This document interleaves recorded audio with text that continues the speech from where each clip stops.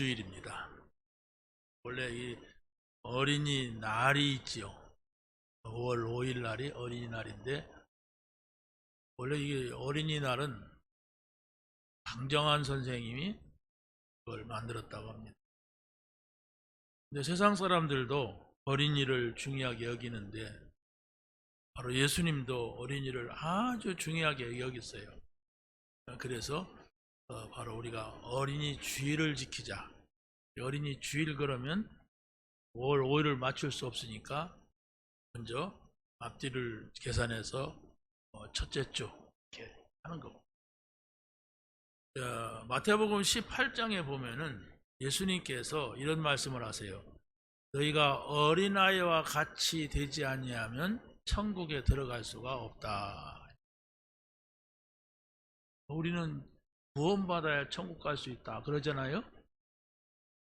근데 예수님은 어린아이와 같이 되지 않으면 천국에 들어갈 수가 없다 이랬어요. 이게 무슨 얘기냐면, 어린아이는 완전히 부모에게 의존적입니다.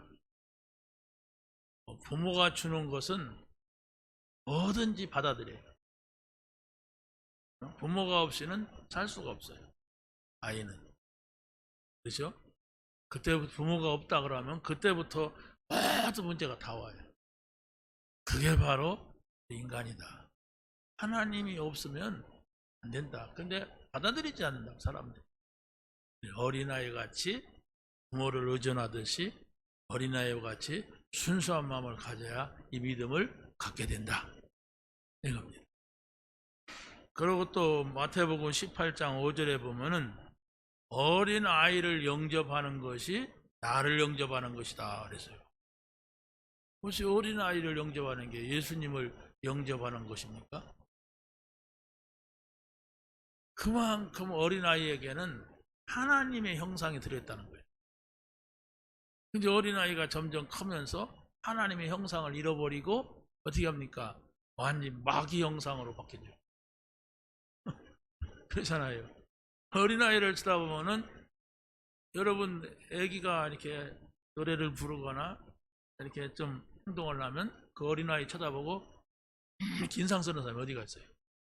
아이고 저걸 노래라고 불러? 이런 사람이 있어요?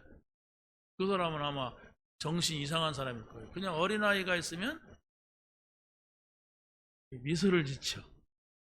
이렇게. 왜? 그만큼 그 아이에게는 없어. 그냥 순수해. 그걸 말합니다. 그래서 바로 그 어린아이에게 가장 아름다운 하나님의 형상이 들어있다. 여러분이 하나님을 볼 수 있다면 하나님 보고 인상 쓰는 사람이 어디 있습니까? 그렇죠? 하나님을 여러분이 만난 사람들은 다 그 앞에서 최고의 행복을 찾았고 누렸어요. 가끔가다 보면 어린아이가 떠든다고 인상 쓰는 사람이 있어요. 그럼 막 애들 막 콩콩을 내가지고 그냥 쩔쩔하게 만드는 그 사람은 하나님을 그렇게 하는 사람이에요. 하나님도 시끄럽습니다 그러는 거예요. 그게 예수님의 마음이라니까요. 자, 그리고 세 번째는 마태복음 18장 6절에 보면 어린아이 하나를 실족하면은 연자맷돌을 짊어지고 바다에 빠지라 그랬어요. 여러분, 물속에 사람이 빠지면요, 숨을 안 쉬고 딱 참으면 붕 뜹니다. 물 위로 올라와요. 그런데 연자맷돌을 짊어지고 바다에 빠지면 어떻게 될까요? 안 됩니다. 아무리 숨을 참고 아니라 더한 몸부림을 쳐도 죽습니다. 그만큼 중요하다는 거예요, 어린아이가. 여러분 앞으로 한번 30년, 40년 보태면 여러분 이 세상에 없을 어른들도 많잖아요. 그렇죠? 근데 저 아이들은 남아있어요. 다시 말하면 우리의 다음 세대란 말이에요. 다음 세대. 그래서 예수님께서 어린아이들에게 이와 같이 중요한 얘기를 했어요.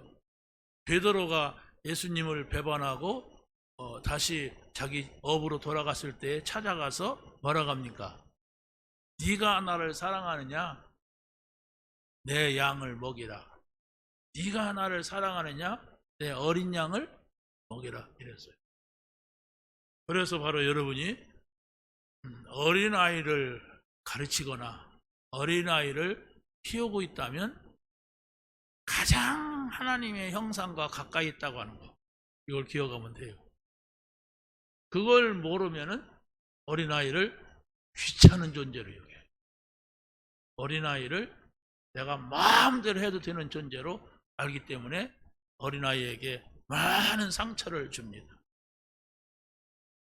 어린아이는 하나님의 형상입니다. 어린아이 떠든다고 혼내지 마세요. 그 사람은 나한테 혼납니다. 네, 하나님의 형상을 자꾸 막 뭉개버리려고 하고 쫓아버리려고 하고 그러면 어떻게 되겠어요? 그 사람 죽고 나면 이 세상은 망하죠. 그래서 우리는 어린아이를 볼 때에 하나님의 깨끗한 형상이 이 모습이라. 성경에서는 그랬어요. 하나님이 자기 형상 곧 하나님의 형상대로 사람을 창조하시되 남자와 여자를 창조하시고 그랬어요. 그런데 여러분이 거울 보세요. 여러분의 얼굴에서 하나님의 형상이 나오는 거. 조금만 기분 나빠도 성질 내고 눈이 올라가고 막 입이 돌아가고 막 이러잖아요. 그 왜? 너무 세상에서 살다 보니까 하나님의 형상을 잃어버렸어. 그래서 우리가 뭐 예수 믿는 게 뭡니까? 다른 게 아니에요. 하나님의 형상을 회복하는 거예요. 하나님의 형상대로 지음받았는데 하나님의 형상을 잃어버린 거예요. 이걸 꼭 기억하시고 어린아이를 대하시기 바랍니다. 자, 그래서 우리가 성경에서 요셉이나 모세나 또 누굽니까? 사무엘이나 다윗, 이런 엘리사, 엘리야, 이사야, 바울 이런 사람들이 어른들이지만은 하나님의 형상을 가장 가까이 가지고 있었던 사람들이다. 물론 이 사람들 가운데서는 하나님을 떠났던 사람도 있고 하나님을 잘 모르다가도 하나님을 늦게 만난 사람도 있고 하지만은 그러나 하나님의 형상을 회복한 사람이다. 그러면 우리가 요셉 얘기를 자주 합니다. 아주 많이 합니다. 또 합니다. 왜 그러느냐? 하나님의 형상을 회복한 사람은 가장 중요한 것이 두 개가 있어요. 그게 바로 뭐냐? 하나님과 함께 했어요. 말을 하지 않아도 하나님이 그 사람하고 함께 하는 것을 불신자가 봤어요. 아, 저게 하나님이 함께하는 사람이구나. 저게 바로 하나님의 사람이구나. 이렇게 봤단 말이에요. 그러고 어떤 문제가 있어도 그 문제 때문에 낙심하거나 실패하거나 멸망하지 않았어요. 왜? 하나님이 인도하셨어요. 사람들이 볼 때는 분명히 저 사람 끝났다, 저 사람 큰일 났다 이러는데 그게 아니었어요. 오히려 그것 때문에 우리가 알지 못하는 큰 응답, 큰 축복으로 바뀌었어요. 그게 바로 우리가 봐야 될 하나님의 형상입니다.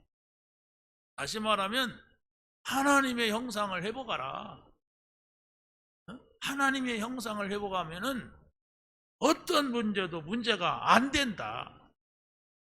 하나님의 형상을 회복하면은 분명히 세상에서 어려운 것 같고 문제가 되는 것 같지만 오히려 그것이, 그 문제가 있는 것이 축복이 된다. 이게 바로 성경에 나오고 있는 지금 우리가 말하려고 하는 요셉입니다. 자, 그래서 첫째로 요셉은 문제 속에 감추어진 해답을 찾았어요. 우리는 문제가 뭐 어떻게 합니까? 이걸 해결해 보려고 합니다. 해결할 수 없으면서 해결하려고 사람도 찾아보고 머리도 쓰고 노력도 해보고 그럽니다. 근데 하나님의 방법은 그게 아니에요. 하나님과 함께 하는 거예요. 아, 내가 하나님을 떠나 있었구나. 그래서 문제가 왔구나. 아, 내가 하나님의 인도를 받아야 되는데 내 생각을 가지고 계속 머리 썼구나. 그것을 깨닫고 빨리 하나님께로 가까이 가는 거예요. 빨리 하나님의 인도를 받고자 하는 거예요. 이 결단만, 이 사실만 여러분에게 확인된다면 여러분이 세상에 가서 문제될 것이 아무것도 없어요. 그게 바로 하나님의 사람들입니다. 자, 그러면 요셉은 어머니가 일찍 죽은 것이 있었어요. 어머니가 동생 낳다가 일찍 죽었으니까 얼마나 심각합니까, 아이에게. 그렇잖아요. 그런데 거기에 하나님의 이유가 있었단 말이에요. 그 이유가 바로 뭐냐? 요셉의 어머니 라헬은 항상 몸에다가 드라빔이라고 하는 우상을 지니고 다녔어요. 그걸 빼앗기지 않으려고 자기 아버지를 막 속이기도 하고 아버지하고 씨름도 하고 막 이랬습니다. 무엇을? 우상을. 십계명에 보면은 이런 말씀이 있어요. 첫 번째 계명이 나 외에 다른 신을 섬기지 말라 라고, 어떤 우상도 만들거나 거기에 절하지 말라 이랬어요. 그런데 이 요셉의 어머니는 우상을 만든 것을 가지고 자기 몸에 지니고 아주 그걸 고이 깊이 숨겼습니다. 그 하나님이 이것을 본 거예요. 보면서 뭔 생각했느냐? 요셉 아들에게 우상을 전달하겠구나. 근데 이 요셉 자기 남편이 누굽니까? 라헬의 남편 야곱. 야곱의 가문은 아브라함과 이삭과 야곱 이렇게 흘러가거든요. 그런데 여기에는 세상을 살리는 중요한 언약이 있는 집안이에요. 바로 이 땅의 모든 문제를 해결하는 그리스도가 오신다고 하는 가문이에요. 그런데 이 여자가 이 가문에 들어온단 말이에요. 어떻게 됩니까? 분명히 야곱의 아들들에게, 요셉에게 어떻게 우상을 전달할 것 같아요. 그러니까 하나님께서는 바로 이 라헬을 그 집안에서 뺀 거예요. 지금 야곱이 외삼촌 집에 가서 아내를 만났고 거기에서 자식을 얻었고 그래가지고 가나안 땅으로 와요. 언약을 이룰 땅으로. 그런데 이 요셉의 어머니 라헬은 그게 아니야. 우상을 가지고 언약의 땅으로 가는 거예요. 그래서 하나님께서는 야곱에게도 그랬습니다. 너희들이 가나안 땅에 들어가려면 모든 우상을 다 내버려라. 목걸이든지 귀걸이든지 거기에 우상이 있다면 그것을 다 내버려라. 왜 그럽니까? 우상은 귀신의 역사가 따라와요. 우상은 사단의 역사는 가장 좋은 통로가 됩니다. 그래서 우상을 버려라 했어요. 자, 그래서 바로 이 라헬은 베들레헴이라고 하는 곳에서 일찍 하나님께서 데려가셨는데 굉장한 영적인 의미가 있는 겁니다. 왜 베들레헴입니까? 베들레헴은 예수님이 오시는 첫 번째 장소예요. 그렇죠? 유대 땅 베들레헴에서 예수님이 탄생을 했어요. 인생의 문제를 해결해요. 그런데 이 여자는 우상을 섬기고 언약의 백성, 언약의 가문으로 들어오면, 그래서 바로 그 사람을 일찍 하나님께 데려가셨다고 우리가 보면 되고, 두 번째는 요셉의 형들의 마음속에는 아주 미움이 가득했어요. 왜? 야곱이 12아들을 낳고 12아들들에게 다 언약을 전달했어요. 그런데 이 요셉은 어머니가 없다 보니까 자연적으로 아버지 곁에 서 있었어요. 누가 보호해줍니까? 부모가. 엄마가 없는데, 엄마가 없으니까 아버지가 챙겨야죠. 그런데 이 아버지는 하나님과의 언약이 있는 사람이에요. 그러니까 이 요셉은 자연적으로 하나님이 누구시고 하나님하고 어떤 언약이 있고 이걸 알았어요. 그런데 이 형들은 다 커가지고, 다 컸어 형들은. 그런데 요셉을 시기하는 거예요. 저 녀석 때문에 우리가 아버지한테 좋은 걸 얻어먹지 못한다. 저 녀석 때문에 우리가 아버지한테 이렇게 맛있는 것도 못 먹는다. 이렇게 생각을 한 거예요. 다 큰 사람들이. 물론 그 당시가 가난한 시대였고 그 가정이 어려웠기 때문에 그럴 수가 있습니다. 그런데 요셉은 어머니가 없는 관계로 아버지에게서 좋은 것도 먹지만은 좋은 옷도 있지만은 중요한 건 아버지하고 아들하고 뭐 하겠습니까? 그 당시에는 텔레비도 없는 때인데 계속해서 너희 할아버지는 이런 분이다. 너희 증조 할아버지는 이런 분이다. 하나님을 섬겼다. 하나님하고 약속이 있다. 우리 가문은 이 땅에 오실 그리스도를 증거하는 가문이다. 이런 얘기를 계속 하다 보니까 이 요셉이 어느 날 꿈을 꾼 거예요. 무슨 꿈을 꿉니까? 해와 달과 별이 요셉을 향하여 절하는 걸 본 거예요. 형들의 곡식단이 요셉을 향하여 절하는 건 거예요. 이것을 해석을 한 거예요. 앞으로 너는 하나님 앞에서 축복할 사람이다. 너는 앞으로 세계를 살릴 사람이다. 너희 앞에서 많은 왕들, 장관들이 무릎을 꿇을 것이다. 이 비전을 깨닫게 된 거예요. 자, 그런데도 요셉에게는 계속 형들이 미워하고 시기하고 어떻게 하면 저 요셉을 없애버릴까 이랬습니다. 자, 그런데 보세요. 첫 번째 현실 문제가 뭐였냐면 이 형들이 이 아이를 구덩이에 던져갖고 죽여버리려고 했어요. 근데 이 요셉은 이미 아버지에게 있는 언약, 하나님이 있었어요. 이 요셉은 이미 앞으로 미래에 하나님께서 자신에게 어떻게 하실 것을 알았어요. 그런데 상황은 어떻게 돼요? 계속해서 어려운 상황으로 몰고 가는 거예요. 그 형들이 그것도. 그런데 구덩이에 던져놓고 보니까 루벤이라고 하는 형이 야, 그래도 우리 동생 아니냐. 우리가 저 피를 흘리면은 무슨 영화를 보겠냐, 우리 동생이다. 우리가 죽이지는 말자. 이랬습니다.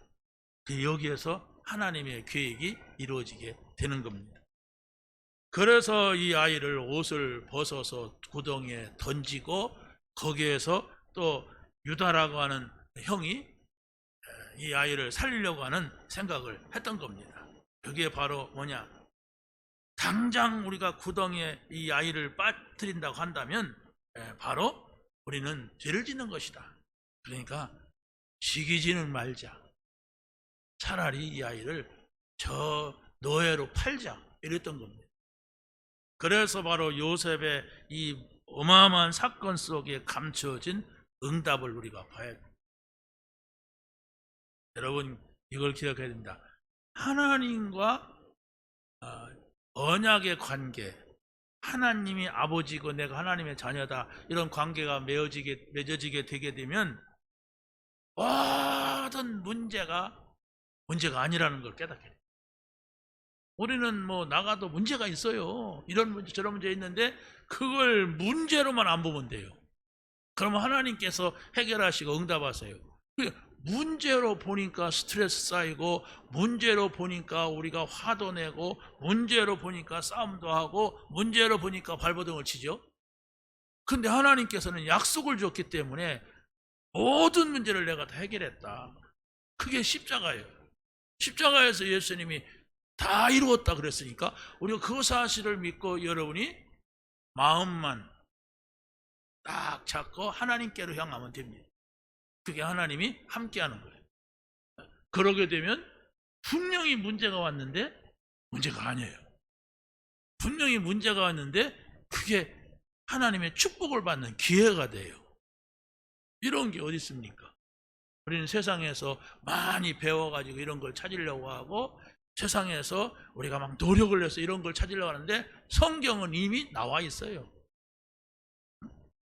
자, 그래서 바로 이 형들의 악행으로 요셉은 모든 것이 끝나는 것 같았지만은 그러나 하나님의 계획은 진행이 되고 있어요.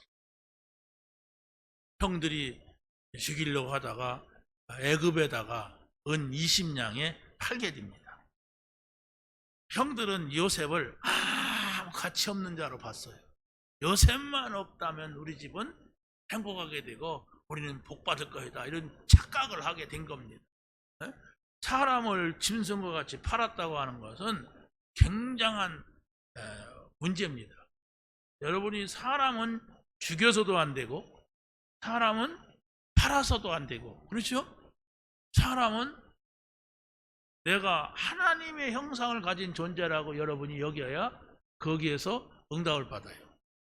사람은 달라요. 개나 뭐 물고기나 새나 이런 짐승하고 다른 겁니다. 사람은. 왜? 하나님이 들어와서 거하실 수 있는 존재예요. 불신자라도 안 믿으니까 그렇지. 그렇죠? 그래서 사람의 생명은 모든 인류가 소중하게 여기는 겁니다. 자, 그런데 더더욱이 하나님의 형상을 가진 자. 이게 바로 뭡니까? 하나님이 함께하는 자예요. 하나님의 형상을 가진 자는 하나님께서 인도하신단 말이에요. 그 인생을. 자, 그래서 이 형들이 요셉을 팔아먹고 아버지한테 가서 그랬습니다. 그 옷을 가지고 가서 이건 요셉이 오신 것 같은데 오다 보니까 이게 피가 묻은 거 보니까 짐승들이 잡아먹은 것 같다. 자, 아들들이 이렇게 거짓말을 하고 악한 짓을 하니까 아버지도 잠깐 착각을 했어요. 안 죽었잖아요. 그런데 옷을 찢으며 막 원통이 하고 막 울고 불고 난리가 났어요. 누가? 야곱이 누굽니까? 언약의 사람이. 또 요셉이가 꿈꾸고 해와 달과 별이 절하는 걸 보고 우리 아들을 하나님께서 이렇게 함께 하시는구나. 우리 아들을 통해서 중요한 일을 하고자 하시는구나. 그걸 깨달아 놓고 아들이 죽었다고 하니까, 아들이 없어졌다고 하니까 당황을 하는 거예요. 이게 바로 뭡니까? 언약을 거치는 겁니다. 잠깐 동안 사실이 아닌데 세상 말을 듣고 거짓말을 듣고 속는 겁니다. 그래서 우리는 언약을 단단히 잡아야 돼. 무슨 언약? 모든 문제는 하나님 손 안에 있다. 하나님께서는 우리 인생의 문제를 완전히 책임지시고 다 해결하셨다. 그것만 여러분이 믿고 흔들리지 않는다면 문제 속에서 응답받아요. 문제 속에서 하나님이 살아계신 것을 보게 되는 겁니다. 여러분이 아무 문제 없는 인생이 되려면요, 죽으면 돼요. 죽으면 아무 문제 없어요. 그리고 또 조금 덜한 문제 속에 문제가 없는 인생이 되려면 아무것도 안 하고 집에 누워있으면 돼요. 그러니까 누워있다 하나님 부르면 가면 돼요. 그러나 모든 인간은 어떻게 돼요? 다 문제가 있어요. 중요한 일을 하려고 하는 사람은 각오를 해야 돼. 중요한 일을 하게 되면 이런 문제가 오고 이런 문제가 오고 이런 문제가 온다. 이걸 각오하지 않았는데 문제가 털커덕 오면은 사람이 헷가닥 한단 말이에요. 아이고 이거 망하는 거 아니냐, 이거 죽는 거 아니냐, 이렇게 착각을 해요. 아니라는 거 성경이 말하고 있어요. 어디든지 사단은 역사하고 어디든지 나쁜 사람은 있고 어디든지 어려움은 다 있어요. 그런데 바로 그 문제가 있지만은 하나님은 계획이 있다. 하나님은 방법이 있다. 하나님이 하고자 하는 일이 있다. 그걸 여러분이 깨닫는다면 하나님을 의지하는 문제가 됩니다. 하나님을 바라보는 문제가 돼요. 그러면 하나님께서 그것을 행하시는 것을 보게 되는 겁니다. 그래서 바로 믿음이라고 하는 것은 바로 여러분들이 여러분의 삶 속에서 이런 일이 있었는데 하나님은 이렇게 하시더라. 내가 이런 문제가 있었는데 하나님께서는 이렇게 하나님께서 행하시더라. 그것을 봤다는 얘기예요. 그게 믿음입니다. 그 하나님을 본 게 아니에요. 문제와 사건 속에서 하나님이 행하시는 것을 봤어요. 그걸 성경에서는 믿음이라고 합니다. 그런데 사람들은 교회를 와도 왜 믿음을 갖지 못하느냐? 자기가 능력이 있어. 자기 머리가 팽팽 돌아가. 자기가 경험한 것이 다 잘 됐어. 이런 사람은 믿음 갖기가 어려워요. 왜? 어떤 문제든지 자기가 돈으로 해결해 버리거든. 자기 막 경험을 가지고 해결해 버리거든. 그러면서 하나님을 부르지도 않고 의지하지 않아요. 하나님은 단지 자료야. 하나님이 있다더라. 하나님을 믿어야 된다고 하더라. 지옥 간다고 하더라. 천국 간다고 하더라. 이렇게 생각한다고. 그러니까 그 사람은 다른 사람에게 이 복음을 전할 수가 없죠. 왜? 자기가 해야 되니까. 자기가 하는 방법은 다 힘든 거였어. 내가 얼마나 노력을 했다고 그걸 한번 해보려고, 내가 얼마나 애를 썼다고 이런 경험을 하려고. 그래서 하나님이 없어도 산다고 하는 그런 경험이 다분하게 있어요. 좋아요. 하나님이 없어도 산다는 경험이 있어서 이 세상을 살았다 할지라도 그 사람은 죽는 날이 와요. 죽는 날에는 분명히 부자가 지옥 같고 거지 나사로가 천국 같다, 그런 얘기 어떻게 할래요? 부자가 자기 노력대로 되는 게 아니잖아요. 부자가 말년 사는 것도 아니에요. 말년 산다고 해도 말년 후에는 죽잖아요. 100년도 못 살아요. 100년 넘으면 아이고 그렇게 많이 살았네, 징글징글하게 살았네, 사람들이 그러더라고요. 그러니까 우리가 알아야 됩니다. 분명히 이 땅에서 하나님이 살아계신 것, 하나님이 나와 함께 하시는 것, 하나님이 나를 인도하시는 걸, 이걸 찾지 못하면은 누구나가 힘쓰고 애쓰고 노력하고 막 그럽니다. 힘쓰고 애쓰고 노력을 해야 살지요. 그러나 힘쓰고 애쓰고 사는 수고가 나를 지옥으로 보내요. 하나님이 없어도 된다 하는 이런 것이 된단 말이에요. 그래서 여러분이 어려움이 있어서 하나님을 의지했던, 정말 고난이 있어서 하나님을 의지했던 간에 그 하나님을 의지했다가 하면은 그게 축복이 되는 거예요. 자, 그래서 이 요셉이라고 하는 사람은 노예로 팔려갔는데 어디로 갔느냐? 애굽의 신의 대장, 다시 말하면 바로의 권력을 가진 왕의 신하들을 가두는 그런 곳으로 갔어요. 이 보디발, 이 사람이 왕의 신하요. 그런데 왕의 신하들이 죄를 지면은 가두는 그 감옥을 지키는 사람이 보디발이었어요. 그 무슨 얘기입니까? 요셉이 노예지만은 그 주인이 왕의 신하고, 신하들이 잘못하면 들어오는 그런 감옥 관리하는 사람이니까 왕궁하고 쉽게 통한단 말이에요. 자, 그런데 중요한 것은 요셉은 비록 노예였지만은 하나님과 함께하는 이 비밀을 다 가지고 있었던 거예요. 언제 하나님이 함께하느냐? 언약입니다. 하나님의 약속입니다. 성경은 그 하나님의 약속, 하나님의 언약을 쫙 말하고 있어요. 여러분, 저하고 약속하려면 저를 만나야죠. 저하고 통화가 돼야 되죠. 그래 약속하죠. 근데 우리가 하나님은 눈에 보이지 않는데 어떻게 약속을 잡습니까? 하나님하고. 근데 성경은 그 약속의 이야기로 쫙 나가요. 그래서 아브라함과 이삭과 야곱 얘기가 하나님의 언약을 잡았다. 그러니까 하나님의 언약을 붙잡으니까 그 언약대로 되어졌다. 그 얘기가 성경 얘기입니다. 여러분이 오늘 이 시간 하나님 앞에 나와서 예배할 때에도 중요한 것은 하나님께서 나에게 하시는 말씀을 반드시 한 줄이라도 있어야 돼요. 그거 다 잊어버린다. 그 사람은 신앙생활 미안하지만 알 수가 없어요. 하나님하고 약속이 이루어지질 않는데 거리 떠들면 뭐합니까? 저하고 약속을 안 했는데 여러분이 송천동에 커피숍 다 돌아다녀도 저를 만나지 못합니다. 왜? 나하고 약속했다면 내가 글로 가지요. 약속 안 했는데 어디 거기가 있습니까? 계속 송천동 커피숍 돌아다니다 보면은 제가 어느 날 커피숍에 가는 날이 있어 만날 수도 있겠지요.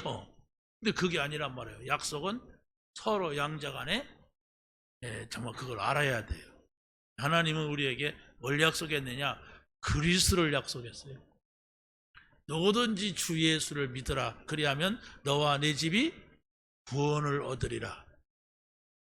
예수가 그리스도시다. 선지자 제사장 왕으로 오셨다. 창세기 3장에 하나님을 떠난 문제 해결해 준다. 언제 문제 해결해 준다. 사단의 문제 해결해 준다. 그게 약속이라니까요. 그래서 바로 예수 그리스도 오실 것을 믿는 게 약속입니다. 그 사실을 믿는 사람은 아무것도 문제가 되지 않았다. 그 약속을 주고 있는 것이 바로 구약 성경이고, 그래서 예수님 오시기 전에도 그 약속을 믿은 사람들이 응답받았어요. 그런데 예수님이 오신 이후는 더더욱이 그렇죠. 왜? 예수님이 십자가에서 말씀했으니까. 십자가에서 다 이루었다. 내가 그리스도다. 모든 문제 다 해결했다. 이런 말씀을 하십니다. 그렇기 때문에 우리는 그 예수님이 하신 말씀들을 딱 잡아야 돼. 그것이 바로 우리에게 주신 최고의 응답입니다. 자, 그런데 요셉은 누명을 쓰고 감옥에 갑니다. 다시 말하면 보디발의 아내가 자꾸 유혹을 하는 거예요. 그런데 이 사람은 하나님을 믿기 때문에 그 유혹에 넘어갈 수가 없죠. 아니, 아줌마가 처녀한테 처녀가 아니 누구야? 총각한테 자꾸 연애하자고 하니까 이거 보통 일이 아니잖아요. 그 집에 노예인데 네가 내 말을 들어준다면 뭐든지 네가 원하는 대로 해주겠다 이러는데, 근데 그 집에 주위 사람들이 아무도 없을 때에 그 집안에 물건을 가지러 갔다가 완전히 잡힌 거예요. 이 집에는 너와 나밖에 없다. 네가 만약에 나에게 내가 원하는 데 해주면 내가 너에게 필요한 거 다 주겠다. 막 이런 거예요. 여기에서 요셉은 이런 말을 합니다. 나는 하나님을 믿는 사람이다. 나는 하나님 앞에서 죄를 질 수가 없다. 이라고 뿌리치고 나왔어요. 그 나오면서 요셉의 옷이 찢어져 가지고 그 여자의 손에 잡히게 되었습니다. 그 남편이 오니까 그걸 뒤집은 거예요. 당신이 귀하다고 생각하는 요셉, 일 잘한다고 하는 요셉, 바로 그놈이 바로 나에게 강간하려고 왔는데 내가 소리 지르니까 도망갔다. 그 증거가 바로 이 옷이다 말하면서. 어떻게 하겠습니까? 이 보디발이. 원래 보디발이 자기 아내를 모르겠습니까? 원래 끼가 있는 걸 알았어요. 그 끼가 뭐냐 하루아침에 생기는 게 아니잖아요. 늘 먹고 할 일 없으니까. 그러나 어떻게 처리할 수 없으니까 요셉을 떼놓기 위하여서 감옥으로 보낸 거예요. 떼놨다는 말은 없어요. 근데 성경을 가만히 보니까 보디발이 관리하는 감옥인데 간수에게 이런 부탁을 해요. 이 요셉에게 저 감옥에서, 저 궁중에서 오는 장관을 붙여서 그를 섬기게 해라 이랬습니다. 요셉에 대해서는 잘하는 거예요. 이 사람은 성실한 사람이고 좋은 사람이고 일 맡기면 잘하는 사람이고 이걸 알았던 거예요. 그래가지고 이 요셉은 누명을 쓰고 감옥 갔는데 그게 이제 중요한 기회가 되는 겁니다.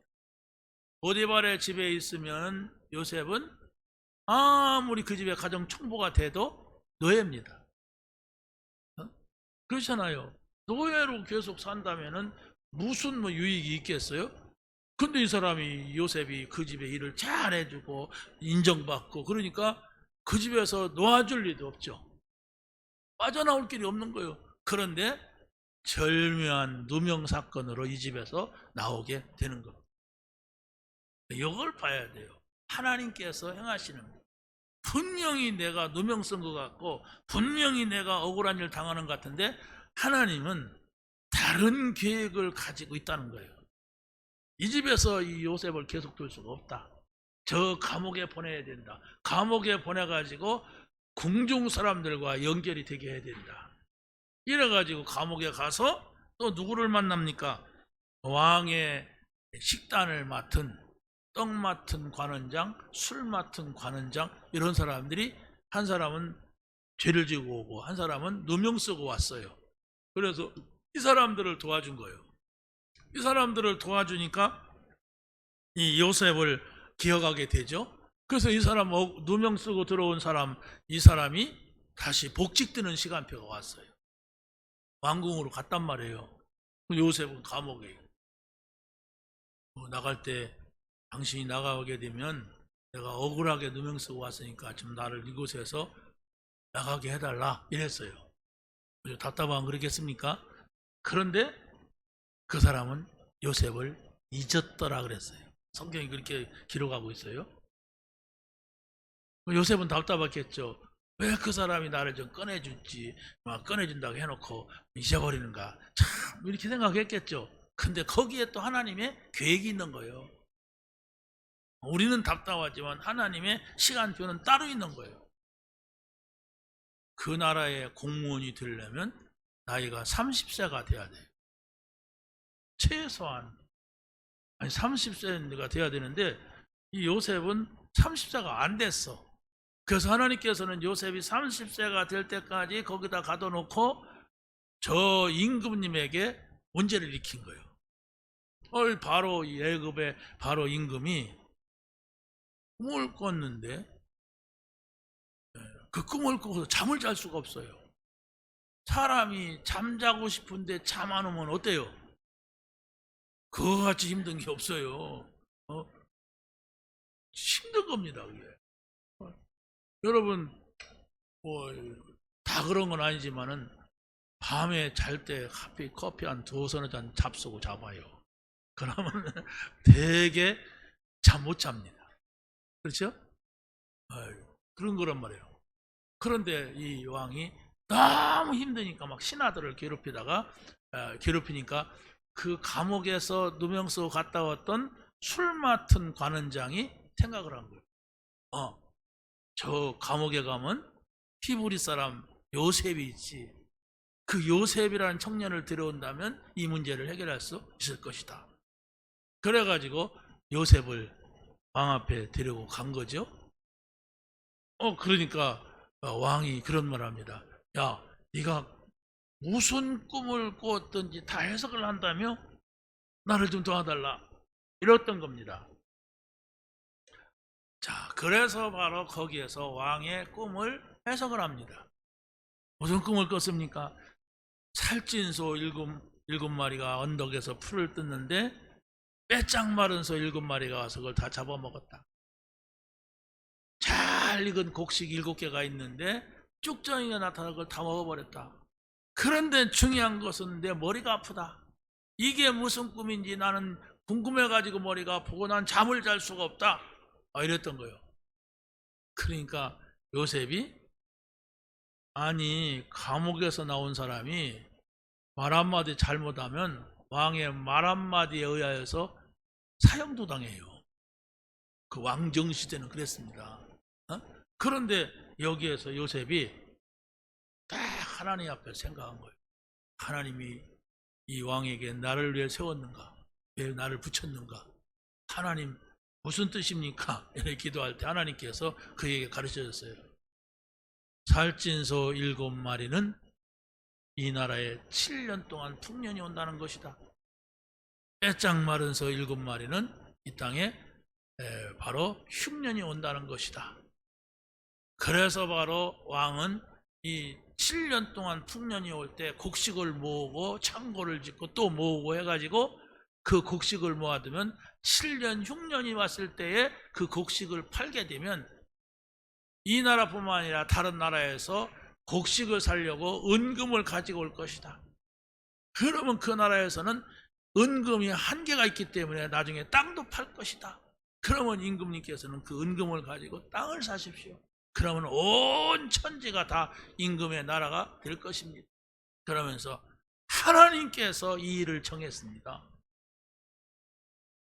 자, 하나님, 야, 이 미친놈아. 나는 하나님 암송이 그랬다면 큰일 나는 거 아니에요. 그런데 이 임금님이 그 말을 듣고 마음이 평안해졌어요. 그 말을 듣고 잠을 자게 됐어요. 자기 문제, 일단 내면의 문제가 해결됐어요? 그런 일이 있다면은 그 일을 누가 하겠느냐? 하나님하고 통하는 네가 해야 되지. 그래서 감옥에서 나온 요셉을 총리로 세운 거예요. 이런 일이 어떻게 일어납니까? 하나님이 그렇게 하신단 말이에요. 우리 인간에게 있는 문제는 문제인 것 같은데 그 문제가 아니고 하나님이 하시는 일 속에 있다. 우리 인간에게 있는 문제는 그게 문제가 아니고 하나님은 그걸 뒤집을 수도 있다. 반대로 하실 수가 있다. 그게 하나님이세요. 그래서 바로 요셉이 총리 돼가지고 어떻게 합니까? 곡식을 팔게 된 거예요. 그러니까 막 여기저기에서 애굽에 가면 곡식이 있다더라. 다 다 굶어 죽어도 애굽 사람들은 굶어 죽지 않는다더라 라라라고 하면서 곡식을 사러 오는데 거기에 누가 왔어요?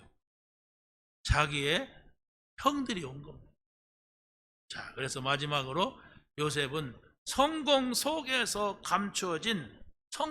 감추어진 사명을 찾은 겁니다.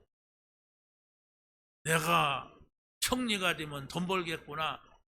내가 총리가 됐으니까 이제 나에게 힘도 생겼구나. 이랬다면 아마 요셉의 형들이 왔을 때에 요셉은 보복할 겁니다.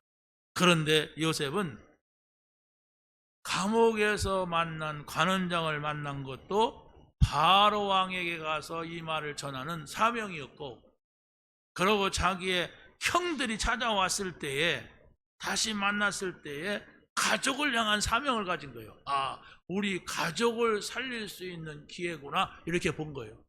그래서 형들은 요셉을 보자마자 사지가 벌벌 떨렸어요. 부동이에 던졌던 저 막내, 11번째 막내는 아니고 요셉, 또 가서 죽으라고 노예로 팔았던 요셉이 장관 아니고 총리 자리에 딱 앉아서 멋있는 옷을 입고 호령을 하고 있는 거예요. 얼마나 떨리겠어요. 그래서 떨고 있는 형들에게 안심을 시킵니다. 그게 바로 뭡니까? 당신들이 나를 판 것이 아니고 하나님께서 나를 이곳에 보낸 것입니다. 형들이 어떻겠어요?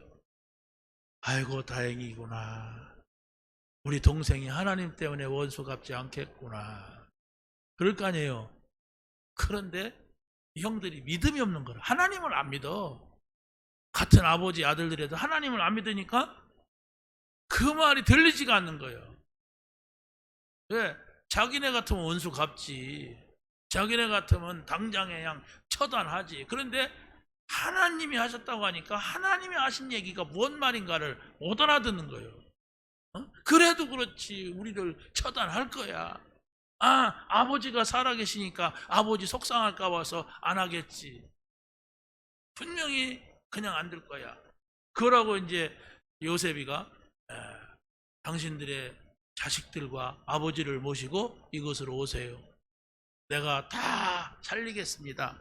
그래서 요셉의 말을 안 들을 수가 없잖아요. 요셉이 총리인데 총리의 말을 안 들을 수가 없어요. 그래서 아버지 모시고 72명이 지금 이스라엘 땅에서 지금 애굽 땅으로 갔다 갑니다. 애굽이 아니고 이집트죠. 이집트로 갔어요. 거기에서 살다가 이제 아버지 요셉이 나이 많아서 죽게 됩니다. 나이 많게 돼서 이제 죽게 되는데 아버지가 죽으니까 요셉의 형들은 또 겁이 난 거예요. 아, 이제는 우리 아버지가 죽었으니까 지금까지는 아버지 봐서 안 죽였는데 우린 죽는다. 그래서 온 형제들이 와가지고 요셉한테 무릎을 꿇었어요. 지금 요셉이 꿈을 꾼 것이 그대로 성취되는 겁니다.